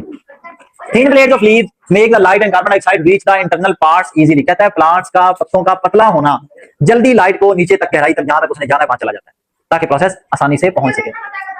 वो ऐसे ही है ना, मतलब आप अपनी सोलर प्लेटों के ऊपर 2-2 फुट के इतने मोटे शीशे और ऊपर लगा दें कि जी नहीं नीचे ज़ालाबारी ना हो जाए, टूट ना जाए, तो जाहिर है फिर साथ साथ वो भी काम होगा, दूसरा फोटोसिंथेसिस तक प्रोसेस नहीं होगा। अच्छा, thick layer of palisade mesophylls containing large number of chloroplast just beneath the upper epidermis can make maximum absorption of light to make food for the. वो भी बात वही है कि फौरी अपर लेयर के साथ नीचे ही मेसोफिल सेल शुरू हो जाते हैं। Maximum air spaces among mesophyll cells, वो भी हमने पीछे डायग्राम के अंदर देखी थी, उनके अंदर मैक्सिमम स्पेसेस थी। वो जो स्पेसेस थी वो क्या है? रेगुलेशन प्रोसेस को तेज करती हैं। ठीक है, ऑक्सीजन की तरह। Near the lower epidermis provide an easy passage for carbon dioxide diffuse into the cell, यानी कि वो प्रोसेस ऐसे ऐसे चलना है ना कि ऑक्सीजन बाहर जाते जानी है और कार्बन डाइऑक्साइड ऊपर अब्सॉर्ब होते जानी है। रात को बंद हो जाता है, वो आगे एक एमसीक्यू आने वाला है, बिल्कुल एंड पे आएगा। यहाँ पे आएगा न्यूमरस स्टोमेटा इन lower epidermis absorb maximum carbon dioxide, ये भी हमें पता है, पहले से पॉइंट डिस्कस्ड है। उसके बाद आ गया division of vascular bundle into small branches spread through out the leaf, जैसा कि मैंने आपको बताया। मैंने कहा सबसे पहले मिड रिब आगे छोटी छोटी छोटी छोटी कैपिलरीज के अंदर बांटी हुई है ताकि जल्द अज जल्द स्प्रेड हर जगह पे हो जाए। रूट एयर होते हैं, same same same. Photosynthesis take place mainly leaf but in some plant, ध्यान से ये पॉइंट इंपॉर्टेंट है, ये इंपॉर्टेंट पॉइंट है। But in some plants it occurs in green stems also, the process actually occurs inside the chloroplast in the cells of leaves and stem।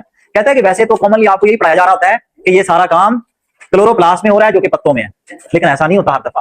कई plants ऐसे होते हैं जैसा कि गांव वाले बच्चे जानते होंगे सरसों का पौधा लिखा हुआ है, हाँ होते, लेकिन उसकी स्किन बड़ी वो होती है, हाँ वो क्यूटिकल बहुत सख्त होती है वो। अच्छा सुने, मैं सरसों के पौधे की एग्जांपल दे सकता हूँ। सरसों के पौधे का पूरा तना ही ग्रीन होता है, ठीक है, वो ग्रीनिश पार्ट भी उसकी फिर उसी तरीके से करता है, यानी कि वो सारे जहां जहां क्लोरोप्लास्ट है वहां फोटोसिंथेसिस। कहता है कि ये नॉर्मली जनरल में बताया जाता है कि फोटोसिंथेसिस प्लांट्स के पत्तों में हो रहा है, लेकिन स्टेम्स में भी हो जाता है, क्योंकि वहां अगर क्लोरोप्लास्ट होगा फोटोसिंथेसिस वहां भी हो जाएगा। कोई पाबंदियां नहीं है वहां पे कि वहां नहीं हो सकता।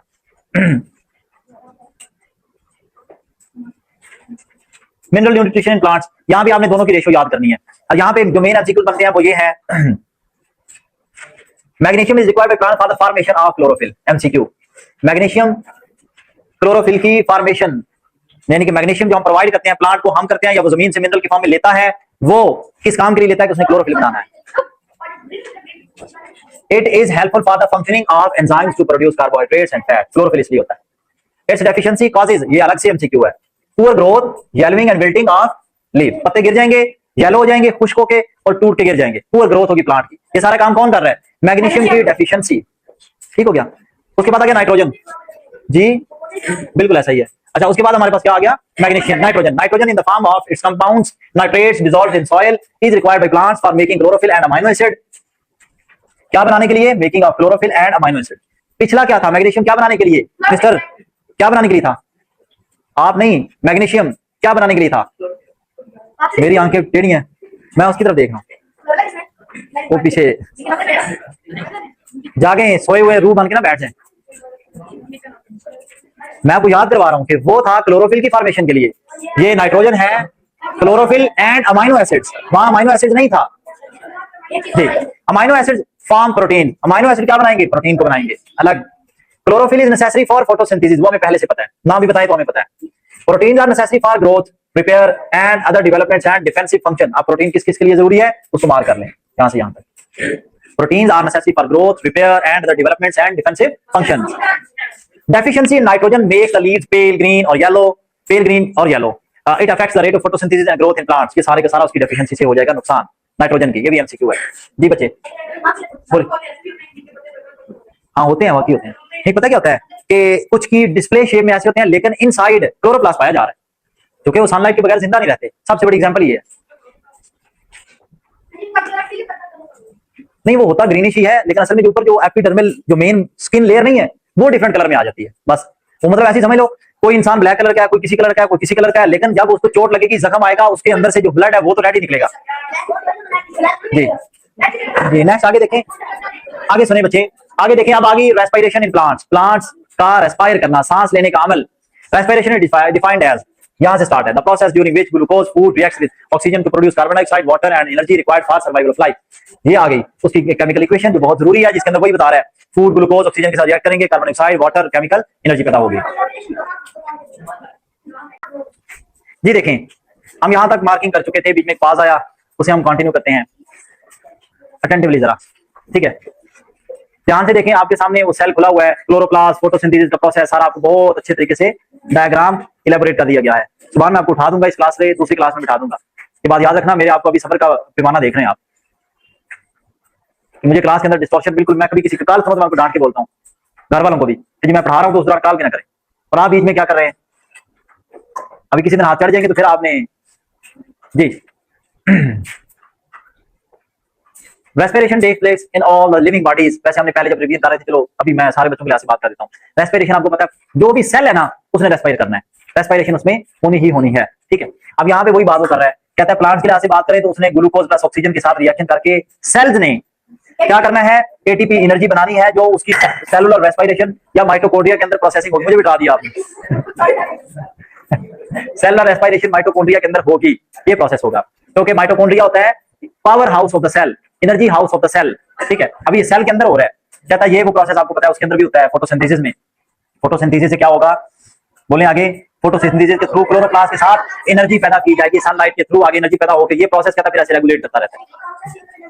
ये बिल्कुल ऐसा ही है, वैसे ही ये बिल्कुल साइकिल वो फिर चलता रहता है, रूटीन वाइज वर्क होता रहता है। Respiration take place in all the cells of the living bodies, not only plants but all the living bodies. ठीक है, the mitochondria which are found in the cell perform the process of respiration. एक तो ये खबर मिल गई, respiration sales में मौजूद mitochondria के थ्रू होती है। ठीक है, for this reason mitochondria are called power house. वही बात मैं पहले बता चुका हूं, यही एमसीक्यू मेन बनता है। ठीक हो गया, उससे आगे चले जाएं तो कहता है रेस्पिरेशन की इंपॉर्टेंस है क्यों, ये जो रेस्पिरेशन प्रोसेस हो रहा है इसकी इंपॉर्टेंस क्यों है लाइफ के अंदर, उसको स्टडी करते हैं तो पता चलता है। Respiration is the only process by which provides energy in usable form by living things. This process continues all the time in all the kinds of living organisms. ये हर वक्त चलता रहता है। आपको नॉर्मली मैंने भी बताया था, हम रेस्पायर कर रहे हैं, हमारी बॉडी को रेस्पिरेशन हमारा ब्लड सर्कुलेटरी सिस्टम प्रोवाइड कर रहा है, ऑक्सीजन प्रोवाइड कर रहा है सेल्स को, माइटोकॉन्ड्रिया के थ्रू वहां पे सब कुछ पैदा हो रहा है। लेकिन जब हम तेज रनिंग करते हैं तो क्या होता है, उस दौरान हमारी बॉडी में जो requirement of oxygen, requirement of energy पूरी नहीं हो पाती, तो हमारी बॉडी के सेल्स रेस्पायर करना शुरू कर देते हैं, जिसकी वजह से हमें पसीना आता है। हमें फिर पसीना आता है क्योंकि हमारी बॉडी सेल अंदर से, इसी वजह से तो फैट बर्न हो जाता है मोटे बंदे का, कि वो अपनी बॉडी की रिक्वायरमेंट के मुताबिक ऑक्सीजन नहीं ले पाता, उसके ऊपर फैट्स बहुत ज्यादा है, वो फैट्स बर्न होते हैं, सेल्स उस एनर्जी को यूज करते हैं और वो पतला हो जाता है। ये प्रोसेस चल रहा होता है। ये इन दैट केस होता है जब क्या होता है, जब हम तेज भागते हैं, समझ लगी बात की, जब सब, हाँ, जब हमारे पीछे डॉग लग जाता है, वो सबसे फास्टेस्ट मूविंग वही होती है, वो हम एनर्जी का ऐसा बूस्ट लेवल मिलता है ना कि हम शक्तियां आ जाती हैं हमारे अंदर। ठीक है जी, यस, सुने, रेस्पिरेशन इज हो गया all kinds of living organism, stopping of respiration mean death of the organism, यानी कि रेस्पिरेशन तो होनी है। ठीक है, इन प्लांट्स, अब यहां प्लांट्स के लिहाज से खास करके पर्टिकुलरली बात की जा रही है, तो oxygen required for respiration comes from photosynthesis. हमें पहले से पता है कि फोटोसिंथेसिस के थ्रू वो ऑक्सीजन उनको सेल्स को प्रोवाइड होती रहती है। प्लांट्स के केस के अंदर, मुंह से बाहर निकाल दें इसको। अच्छा, informative, plants absorb carbon dioxide and release oxygen during day time, whereas, यहां एक रेसिप्रोकल काम होने लगा है, whereas at night they absorb oxygen and release carbon dioxide. इसी वजह से अब एमसीक्यू कैसे बनेगा, वाई आर वी, मैं कुछ बोल रहा हूं सुजुकी ध्यान से सुने, और ये वीडियो बच्चे अपलोड होनी है, आपको पता है। हाँ, मैं बात क्या कर रहा था, why are we advised not to sleep under the trees in the night. रात में हमें एडवाइस किया जाता है दरख्तों के नीचे मत सोएं। हाँ जी, फिर पता क्या कहते हैं, ऑक्सीजन तो होती नहीं है, वो तो कार्बन डाइऑक्साइड नाइट में रिलीज कर रहे हैं, ऑक्सीजन अब्जॉर्ब कर रहे हैं, जो उन्होंने दिन में रिलीज की थी उसको अब्जॉर्ब कर रहे हैं। अब क्या हुआ, अब ध्यान से सुनना, ये डे टाइम काम किया जा सकता है, डे टाइम यही काम किया जा सकता है क्योंकि excessive amount of oxygen is being released, oxygen release बहुत ज्यादा, और ये दिन में आप सोएं, आप मजे से ठंडी हवा लेंगे, रात में प्रॉब्लम बनेगा। अब कोई बच्चा कहता नहीं मैं तो सब सोता हूँ, लोग गांव में सो भी लेते हैं, होता यह है अगर तो वो घनी छांव वाला दरख्त है तो अक्सर फिर लोग पीरों के पास या किसी के पास दम करवाने के लिए जाते हैं, मुझे रात को साया हो गया था, मेरा सांस बांध, असल में सोए हुए जब आपका सांस बंद होता है ना, आपको ख्वाब उस तरह के आने शुरू हो जाते हैं। अक्सर अब बिल्कुल स्ट्रेट सोए ना, आपके लंग्स ग्रेविटी की वजह से नीचे चिपकने लगते हैं, सांस का मसला बनता है, तो आपको तो मुझे ऐसा लगे जैसे किसी ने दबोच लिया था, मैं हिल रहा था लेकिन हिला नहीं जा रहा था, और वो जिन पड़ गया, साया हो गया। गांव में मशहूर क्या है, साया पड़ गया, साया हो गया। पहले बात सुन लिया करें, फजूल नहीं, सुने ध्यान से, ये सिर्फ और सिर्फ मिथ्स हैं, साइंस नहीं है। साइंस सुन्नत के मुताबिक आप राइट करवट लेके सोएं, कोई प्रॉब्लम नहीं होता। अब आगे प्लांट्स पे बात करते हैं। जब है प्लांट एक, ऐसे करके एक प्लांट है, प्लांट देख ले कैसे बना है, यहाँ पे आप सोए हुए हैं, ठीक है। अब क्या होगा कि इर्द गिर्द से ऑक्सीजन बहुत ज्यादा वाफर पड़ी है एनवायरमेंट के अंदर, आपको पता है 78% सॉरी नाइट्रोजन है, 21% ऑक्सीजन है, इसका मतलब बहुत ज्यादा ऑक्सीजन है, आपका सर्वाइवल इजीली है, उस वजह से आप बच जाते हैं। जब आप किसी ऐसे घने जंगल में सोए ना, और आप देखना नेचुरली, अभी मैं बोल रहा हूँ, मुझे इंटरप्शन कोई ना करे, मैं सारा जो बताना चाह रहा हूँ रुक जाएगा सारा, मैंने 1000 दफा ये बात की हुई है। घने जंगलों के अंदर से आप, क्योंकि हमारा कभी ऑब्जर्वेशन हुई नहीं है, हमेशा जंगलात के अंदर से वाइल्ड एनिमल्स रातों में बाहर निकल आते हैं, वो किनारों के करीब सोते हैं, बाहर फुल नहीं निकल जाते, किनारों के करीब करके सोते हैं, नेचुरली उन्हें पता होता है कि यहाँ हमें ऑक्सीजन प्रोवाइड होनी है, ठीक हो गया। और इसी वजह से आपको कहा जाता है, एडवाइस किया जाता है, नाइट टाइम दरख्तों के या जंगलात के करीब से जो रोड गुजर रही हो ना, उनके पास से मत गुजरे रात में, क्योंकि वो वाइल्ड एनिमल करीब करीब सोए होते हैं, ठीक हो गया। और उन्हें पता है नेचुरली हमें सेंटर में ऑक्सीजन नहीं मिलने वाली जी। हाँ, सांस का प्रॉब्लम आएगा, लेकिन आप जिंदा चल रहे हैं, अब मैनेज कर लेते हैं। जैसे पहाड़ों पे, हम पहाड़ों पे दिक्कत तो होता है, सांस में प्रॉब्लम आता है रेस्पिरेटरी सिस्टम में, लेकिन क्योंकि आप चल फिर रहे होते हैं, प्रॉब्लम होता भी है, आप मैनेज कर लेते हैं। हमारी बॉडी डिफिकल्टी फील करेगी ना, ज्यादा से ज्यादा पसीना आएगा, मुश्किल आएगी, लेकिन हम फील करके बर्दाश्त। जब आप लेट डाउन है, सोए हुए हैं, आपको क्या खबर, उस दौरान पे सिर्फ इंसान को डरावने किस्म के ख्वाब से आते हैं और उन ख्वाबों के अंदर ही बना मर जाता है। आपने वो मरी के अंदर वाकया नहीं सुना था? मरी के अंदर एक वाकया हुआ था, लोग गाड़ी के अंदर ही बंद सोए सोए मर गए थे। मेरी बात सुनिए, क्या वो पागल थे कि उनको होश आती, उन्हें पता चलता हमें ऑक्सीजन नहीं मिल रही, दरवाजा खोल देते, विंडो डाउन कर देते? ऐसा नहीं कर सकते थे क्या? कर सकते थे। मसला सारा ये था, वो सो गए थे। और हमेशा ये जो होती है ना ऑक्सीजन की कमी, पहले आपको गुनूदगी तारी करती है आपकी बॉडी के ऊपर, मतलब नींद, सुस्ती, काहली। जैसे अक्सर ये देखो अभी ये कर रहा है या साथ कर रहा होता है अक्सर, ठीक है, ये जो ऐसे होता है ना, ये सबसे पहले ये तारी होता है, बंदे को खबर भी नहीं होती, खामोशी की मौत मरता है फिर इंसान, ठीक है, बंदे को पता ही नहीं चलता, बंदा ख्वाब में लड़ रहा होता है। जैसे ख्वाब में आपके पीछे कुत्ता लगे और आप पाँव मार रहे हो, भाग थोड़ी सकते आप। ख्वाब में अक्सर बंदे के साथ होता है कि हम किसी के साथ लड़ रहे होते हैं, हाथ नहीं उठाया, अगला मार रहा होता है, हम खा रहे होते हैं लेकिन हम हाथ नहीं उठा पा रहे। हाँ, जिन पीछे भाग नहीं जाता। ये वजह यही होती है कि रियलिटी और ड्रीम में डिफरेंस आ जाता है। समझ लगी ना बात की जी? वहां नहीं लोग रहते, उसके अंदर लोग नहीं रहते। मैं ये बता रहा हूँ, हमने सिर्फ स्टोरीज या रील्स देखी हुई है।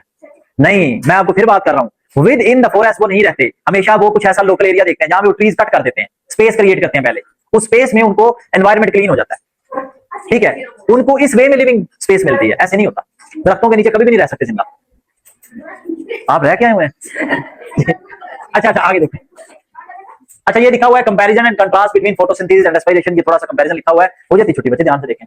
Photosynthesis takes place in green plants, algae and some bacteria, whereas respiration takes place all living things. दोनों में एक सबसे बड़ा ये फर्क आ गया। दूसरा फर्क, photosynthesis takes place in chloroplast, whereas respiration takes place in mitochondria of the living cells, ठीक है। Photosynthesis uses sunlight energy to perform its action, जो भी कर ले आगे, to prepare food, whereas respiration releases energy. मैंने आपको पहले कहा ना, वो आपके फैट शैट्स को बर्न करके वहां से एनर्जी निकालेंगे, उनको यूटिलाइज करेंगे, energy from food which is used for growth and performing all other body functions. Products, दोनों के प्रोडक्ट्स क्या क्या हैं? The products made during photosynthesis. जब फोटोसिंथेसिस जब हो रहा होता है तो आगे क्या क्या बनता है? ऑक्सीजन। ना, फोटोसिंथेसिस के अंदर ऑक्सीजन बनता है, कार्बन डाइऑक्साइड नहीं बनता। ग्लूकोज बना, ऑक्सीजन बना, और उसके रिएक्टेंट्स, यही रिएक्टेंट्स हैं रेस्पिरेशन के, यानी कि रेस्पिरेशन होने के लिए बेसिक जिन चीजों की जरूरत है वो ग्लूकोज और ऑक्सीजन बन जाएंगे। हाँ, फोटोसिंथेसिस एक दूसरे के रिएक्शन बना, ऑपोजिट बन जाते हैं। ना हो तो रिएक्शन ही होगा। चलो जी आगे देखें। अच्छा आगे देखें, fifth point the products of respiration, carbon dioxide and water are react, वो आपस में रेसिप्रोकल लिखा हुआ है, वाइस वर्सा। आगे transpiration, the loss of water from the aerial parts of the plant is called transpiration, ठीक है जी। Plants continuously absorb water from soil through roots, ये हमें पहले से पता है। The same is being conducted to leaves where it is used photosynthesis in photosynthesis. The excessive water is removed through stomata and from the aerial parts of the plants. Aerial parts मतलब ये सारी body, तने समेत सारी body. The loss of water from the, ऐसा सिर्फ definition ही और कुछ भी नहीं यहाँ पर। नहीं एमसीक्यू मतलब डेफिनेशन में से तो बना सकते हैं। अच्छा अब आ गया कैपिलरी रिएक्शन, पानी नीचे से ऊपर कैसे चढ़ता है, या ये कैपिलरी रिएक्शन के थ्रू चढ़ता है, ठीक है। रूट्स के लीव्स की तरफ जो पानी का चढ़ के जाना है वो एक फोर्स रिक्वायर करता है, इतनी इजीली नहीं चढ़ जाता, उसको एक फोर्स रिक्वायर्ड है, दैट इज कैपिलरी रिएक्शन। वो कैसे? Very narrow glass tubes are called capillary tubes, water moves up in the capillary tubes due to interaction between molecules, interaction between water molecules and surface of the tubes. अब ये क्या है? ऐसी जुमला तो पढ़ लिया, मतलब क्या है? देखिए अक्सर हम सक्शन फोर्स क्रिएट करते हैं, ऐसे करके पानी एक तरफ से खींचते हैं पाइप के साथ, ऐसे करके खींच के ना अपने अंदर नहीं लेके जाते, हम एक जगह से दूसरी जगह पानी का ट्रांसफर होने के लिए पाइप लगा के छोड़ देते हैं, पानी पे ट्रांसफर होने लग जाता है। कोई जूस ऊपर को चढ़ के जा रहा है, ग्रेविटी के अगेंस्ट जा रहा है। मैं पहले बात तो सुन लें, कैपिलरी रिएक्शन के बाहर फेंक के आना बच्चे बाल वगैरह, उतनी देर से घंटे से ये बच्चा इसी वजह से लगा हुआ है, तो मैं इसको सब भी डांट रहा था जी। हाँ जी, ये अक्सर गाँव के अंदर ये कॉन्सेप्ट चल रहा होता है कि एक ड्रम के अंदर से पेट्रोल निकाल के किसी दूसरी चीज में शिफ्ट करना हो तो वहां पे ग्लास मार के नहीं डाल देते, वहां वो पाइप सिस्टम बारीक पाइप लगा देते हैं, तो एक तरफ से मुंह से खींचते हैं और दूसरी तरफ वो उसके अंदर डाल देते हैं, वो पानी बगैर मोटर के वो पेट्रोल वगैरह शिफ्ट होने लग जाता है। इसको हम कहते हैं कैपिलरी रिएक्शन, कि वहां पे एक फोर्स वाटर मॉलिक्यूल, जैसा कि एक आपने कॉमन एग्जांपल देखी होगी, छोटी सी एग्जांपल, यहाँ फर्ज करें पानी पड़ा होता है फर्श के ऊपर कहीं, आप एक हाथ के साथ उसके साथ लाइन खींचते हैं तो पीछे पीछे पानी आने लग जाता है, आने लग जाता है ना पानी, हालांकि वहां ढलवान नहीं होती, पानी फिर भी उसे एक रूट बना लेता है, that is called capillary reaction. बात की समझ लगी? सरफेस के साथ यहाँ पे बात पड़े, interaction between water molecule and surface of the tube, वो सरफेस ऑफ द अर्थ हो जाता है जो हम करते हैं। हमें आदत है ना, हमारे हाथ नहीं रुकते, हम पंगे लेते हैं, कहीं भी सब पानी ऐसे करेंगे, वो पानी अपना रूट बना लेता है। ठीक। अच्छा, उससे आगे बात देखें। Capillary action in narrow xylem vessel in small plants help water move upwards leave. कहता है यही एक्शन प्लांट्स के अंदर अपवर्ड क्रिएट हो चुका हुआ होता है, उसकी वजह से हमारे 2-4 टॉपिक निकल जाते हैं और हम लेट आते हैं क्लास में। जी, डू यू नो वाला बॉक्स पढ़ते हैं। Water filled in glass tube faces upward forces. नहीं नहीं नहीं, 2 एमसीक्यूज हैं ये, एमसीक्यूज है, मार्क कर लें। ठीक, ग्रेविटी। सबसे पहले बच्चे सवाल आया, ध्यान से सुनना मिस्टर खुजाइमा और फातिर, बात को ध्यान से सुने। बच्चे ने सवाल पूछा है फिर इस प्रोसेस में पानी जड़ों से ऊपर जा रहा है, फिर ग्रेविटी इफेक्ट क्यों नहीं करती। ये वेरी नैरो ट्यूब है। वेरी नैरो ट्यूब बार बार कहने का मतलब ये था कि वो इतनी बारीकी का काम है कि वहां ये फीलिंग ही नहीं बन पाती कि ग्रेविटी असर करेगी नहीं करेगी। जैसा कि छोटी सी एग्जांपल, गुब्बारा इतना बड़ा है हुजम में, मैथ नहीं रख रहा, ऐसे हम करते हैं खुद ब खुद ही जाने लगे। दूसरी तरफ हम एक ये चीज है, ये नीचे से ऊपर को ऐसे हमें बड़ा पुश देना पड़ेगा, फिर भी इसने फौरी नीचे आना। क्यों? इसका वेट ज्यादा है, ग्रेविटी ज्यादा कर दी। जब इसको बारीकी के इसी को मैं पीसेस बनाता हूं, बिल्कुल पाउडर बनाता हूं, 100% पाउडर, जैसे आटा होता है, रेत बनाया, आटा बनाया, ऐसे करके ऊपर फेंका जाता है, वो क्या होता है, वो ग्रेविटी फ्री तकरीबन होकर थोड़ी देर उड़ता रहेगा, फिर नीचे गिरेगा। अब इस चीज पे अप्लाई करें, वेरी नैरो ट्यूब कहने का मतलब ये था कि इतनी बारीकी का वो काम डिवाइड कर दिया जाता है, ग्रेविटी इफेक्ट नहीं कर पा रही होती। हाँ जी, ये तो मतलब वो तो नजर भी नहीं आ रहे होते। हमने कितनी दफा देखा प्लांट्स के पत्ते को ही कट करें तो कितनी बारीकी से नजर आ गया। सर ये देखें, वो उसने पकड़ा हुआ है, ये है petiole main midrib, sorry petiole पिछला हिस्सा था ना तो इसने तोड़ दिया है। ये आगे देखें सारी वेन्स और ये वो सारा स्ट्रक्चर नजर आ रहा है उसके अंदर। अगर हम इसको ऐसे करके कट करते हैं, हमने कट किया, कुछ भी नहीं नजर आ रहा, इतनी बारीकी का काम है। और उन्होंने सारा कितना डीपली एक्सप्लेन किया हुआ। इसी की डाउन साइड पे, डाउन साइड मतलब ये पत्ते का फ्रंट है, फेस है, जहां से उसने क्या करना है, क्लोरोफिल, क्लोरोप्लास्ट, मेसोफिल सेल्स के थ्रू क्या कर रहा है, सनलाइट को अब्जॉर्ब कर रहा है ऐसे फेस करके। लेकिन जो उसकी डाउन साइड है, स्टोमेटा तो यहाँ पे है, जो गैसीय सेक्शन, हमें कोई एक भी स्टोमेटा नजर नहीं आ सकता। जी जी, माइक्रोस्कोप से स्टडी होती है। अच्छा देखें, water filled in the glass tube faces two type of forces. ये 2 फोर्सेस जो है ना, दोनों एमसीक्यूज हैं। One is the attractive force between the molecules of water, intermolecular forces, यानी कि वाटर के मॉलिक्यूल आपस में भी एक फोर्स रखते हैं। एक वाटर का मॉलिक्यूल दूसरे वाटर के मॉलिक्यूल के साथ एक अट्रैक्शन की फोर्स रखता है, जिसको कहते हैं हम intermolecular force. And the other force between molecules of water and glass surface, यानी कि अगर प्लांट के केस में बात करें, ट्यूब सरफेस के साथ भी एक फोर्स वहां पे क्रिएट हो रही है। वो डोर क्लोज है, ओपन है, तो बीच में नजर क्या आ रहा है, जोर से खींचिए अपनी तरफ, अपनी तरफ, हाँ ऐसे अपनी तरफ खींचे, बस ठीक है, ठीक है, बस ठीक है, ठीक, छोड़िए। Next, the force between the molecules of water is termed as cohesive force, MCQ, cohesive. Water के आपस में मॉलिक्यूल की फोर्स, आप ऊपर वाला नाम ही ना करें तो नो प्रॉब्लम, क्योंकि वही नीचे डिफाइन हो गया। बिटवीन वाटर मॉलिक्यूल कौन सी थी, cohesive. The force between the water molecules and glass surface is termed as adhesive, किसी बेगाने के साथ एडहेसिव, अपने ही साथ कोहेसिव, ठीक है, याद रखने के लिए। नेक्स्ट,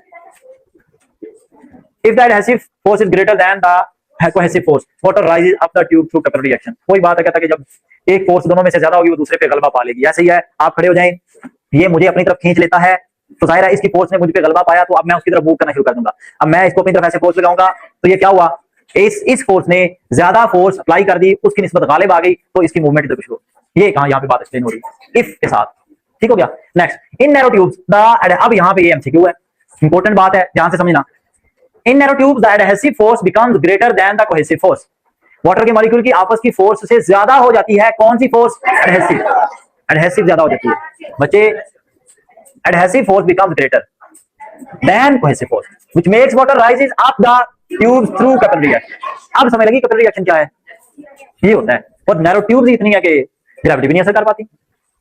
गॉट इट जी। Water rises up in xylem vessels in natural example of capillary reaction, ठीक है, पता है पहले। In narrow tubes the adhesive force becomes greater, पहले से पता है, than the cohesive force which makes the water, ये सेम पॉइंट वही है, ये पॉइंट वही है जो ऊपर वाला है। लिहाजा हमारे पास दूसरा पॉइंट और चौथा पॉइंट, 2 एमसीक्यूज बने हुए हैं फिलहाल। जी अस्सलाम वालेकुम, हाँ जी अस्सलाम वालेकुम। वो काम करवा रहे हैं ना फिलहाल, बिजी हैं क्लास में, मैं अभी क्लास ला लूँ, मैं सारा डिस्टर्ब हो जाना। ये देखें, water rise up in xylem vessel is a natural example of this.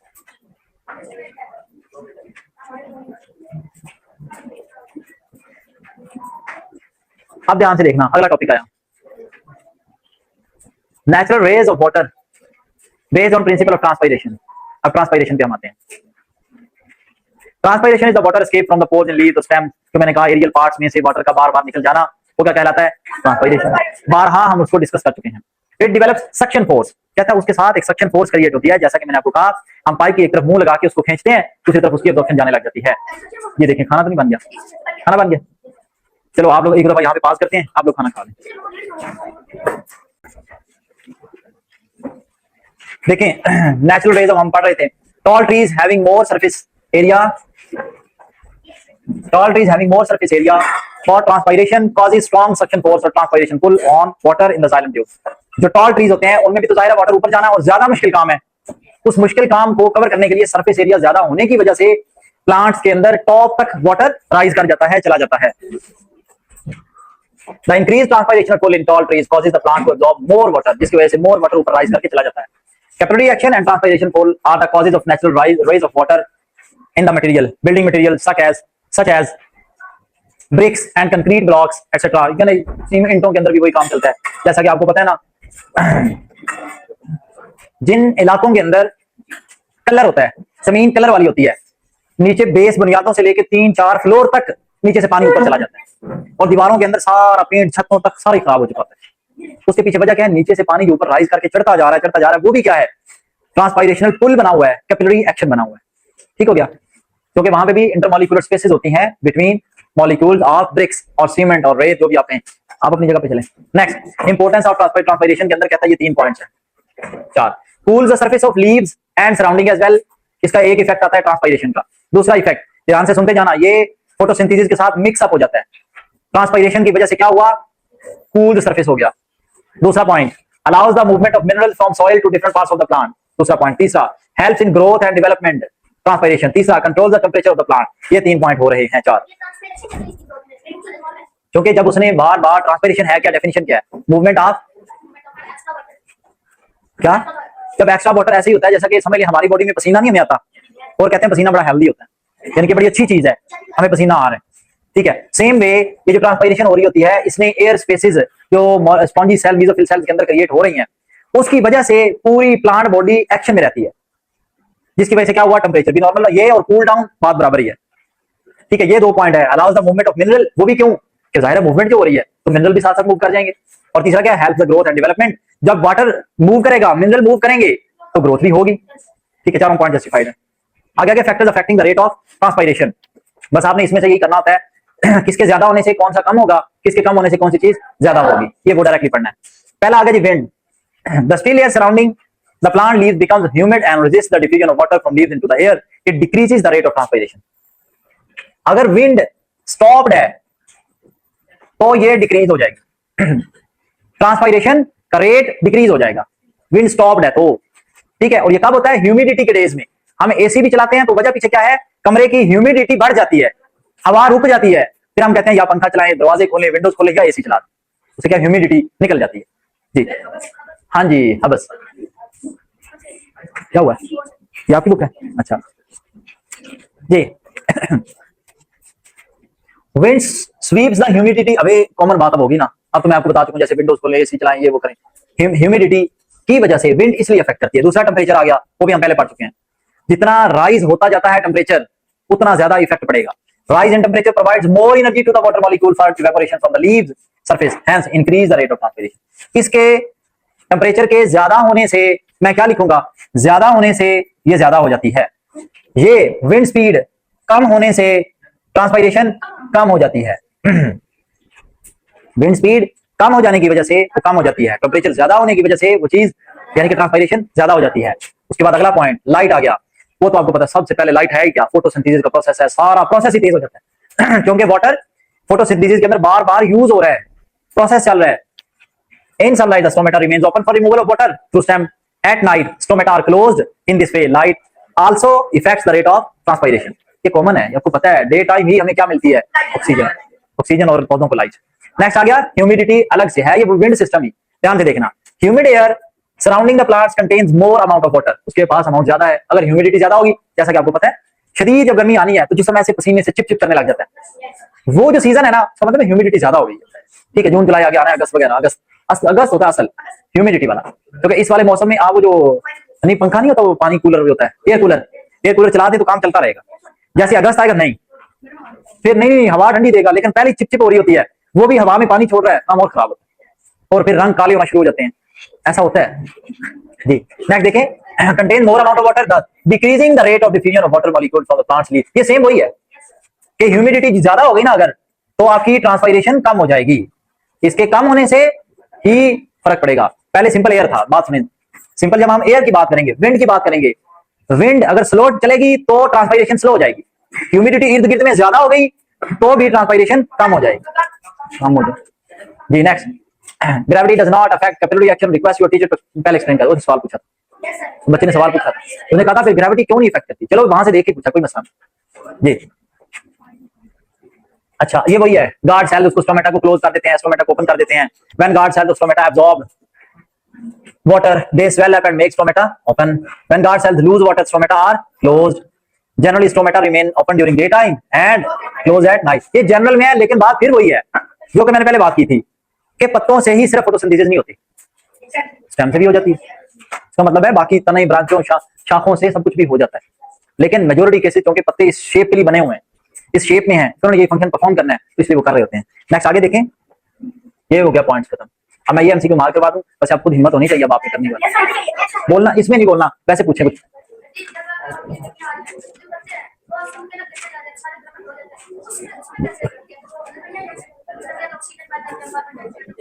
आप देखें, उसने सवाल पूछा, आपने तो नहीं सुना, आप खुश गपियों में लग गए, इसका पहले का दूसरा तीसरे का चौथा है जी।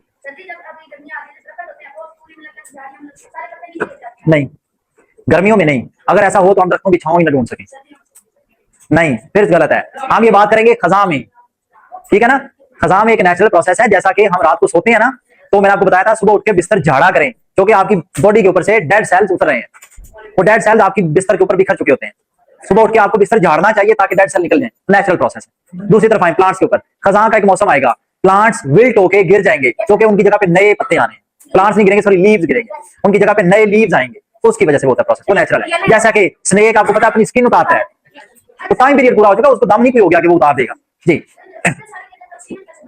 नहीं नहीं नहीं नहीं, अब फिर वही बात, मैंने क्या आपको कहा था जी, 100% 100% ये क्या होते हैं, लीव्स में से काम होता है, मैंने बोला है नहीं। अब करें बात, प्रोसेस चलता है, लेकिन उसके जो बाकी पार्ट्स हैं उसमें से काम हो रहा है मुसलसल जी। वो स्टैटिक एनर्जी है, वो फिजिक्स का चैप्टर है, ये बायो चल रही है, वो फिजिक्स, बाकी फिजिक्स है जी। हाँ नहीं होता ये है, पता क्या होता है, मैं आपको बताता हूँ बच्चे, उसका क्वेश्चन रेलिवेंट है, आपका फजूल ही होना है, यहाँ से क्वेश्चन सुने। उसने बोला है प्लांट शुरू में जब होते हैं ना, छोटे छोटे पौधे इतने इतने इतने हैं, तो उनके तने भी ग्रीन है, सारा सिस्टम टोटली ग्रीन है, जैसे ही प्लांट्स बड़े हो जाते हैं, असल में उसको मजबूती, फिर सबसे जरूरी चीज क्या है, मजबूती, जो उसको ग्रिप देके रखेगी, अदरवाइज वो एंड तक केले वाले, केला जो है उसका प्लांट पता है ग्रीन होता है, वो तो टूट जाता है फिर फौरी, वो जरा सी आंधी वगैरह चले ना तो वो ऐसे गिर जाता है। हाँ जी, वो ऊपर वाला जहां जहां ग्रीनिश पोर्शन रह जाता है वहां करता है जी। हाँ, उनकी इतनी रिक्वायरमेंट नहीं होती, जैसे छोटा बच्चा है ना, उसको क्या है हल्की सी खुराक, आप इधर इसकी बात करें 2-2 किलो बैठा खा जाता है, ठीक है, छोटे बच्चे को रिक्वायरमेंट भी उतनी सी है ना, तो प्लांट जी। अच्छा चैप्टर, हाँ, वाटर एंड डिसॉल्व साल्ट, यार ये आपको मार्क करेंगे, मुझे उम्मीद है पूरी, आपसे टाइम नहीं है ना, 3 बज गए हैं, 3 बज चुके हैं। आगे देखें, क्यों रिकॉर्ड करवाते जा रहे सारा कुछ। अपनी बुक्स ओपन करें, पॉइंट्स लिखें, अपनी बुक्स ओपन करें, उसके ऊपर पॉइंट्स लिखें। बुक्स के ऊपर मैंने बोला है रजिस्टर पे नहीं लिखने, क्योंकि रजिस्टर दोबारा ओपन नहीं होते, वो आप बेच के पतीसा खा जाते हैं, लेकिन बुक्स आपके पास रहती हैं।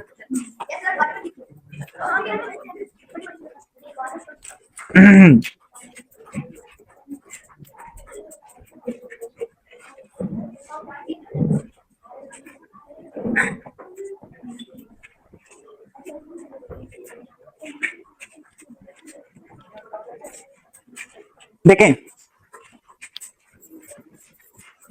Aerial roots are the roots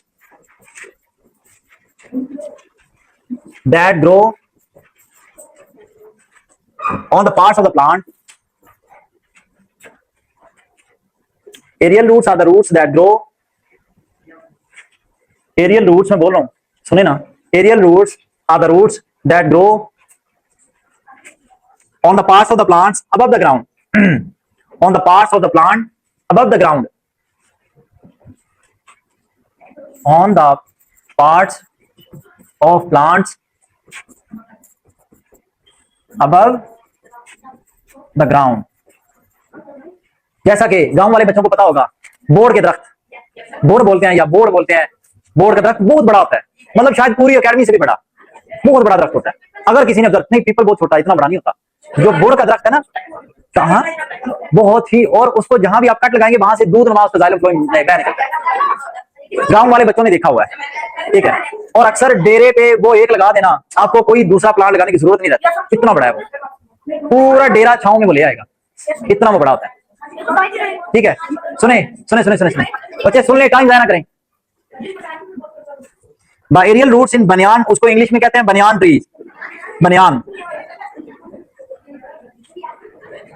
अब एग्जाम्पल क्या है, एग्जाम्पल गिवन बनियान ट्री, ये एक एमसीक्यू है।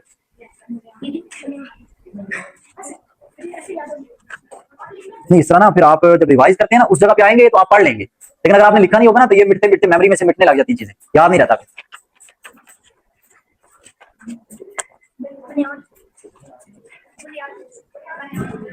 दूसरा पॉइंट लिखें, डेजर्ट्स में, deserts plants like cactus has thick stems, इनके थिक स्टेम्स हैं, thick stems to store water. बात एक है, टू स्टोर वाटर, नहीं पता क्या, डेजर्ट है ना, जैसा कि कैमल डेजर्ट एनिमल है, अपनी बॉडी के अंदर असल में वो बना लेता है फैट्स, उनको फिर बर्न करके पानी बना के वहां से बॉडी यूज करती रहती है। हम कहते हैं उसके अंदर कोहान में इतना पानी जमा कर देता है, नहीं, फैट्स बनाता है, उस पानी को पानी की सूरत में नहीं रखता, फैट्स की सूरत में स्टोर करता है बॉडी में, फिर उसको यूटिलाइज करता है। बस इसी वजह से हम क्या करते हैं, सहरी होने से पहले, सॉरी सहरी खत्म होने से पहले इतना सारा पानी मजीद पी लिया कि शायद सारा दिन आसानी से निकाल लें। ऐसा तो नहीं ना होता, हम कोई ऊंट थोड़ी है। हाँ जी, हम कैक्टस देखा है ऐसे ही, उसमें पानी कहां से निकला है, और मत जाइलम फ्लोएम अपनी बॉडी से जोड़ के पी लोगे पानी जी। नेक्स्ट आगे नहीं, आगे देखें, इंटरेस्टिंग फैक्ट।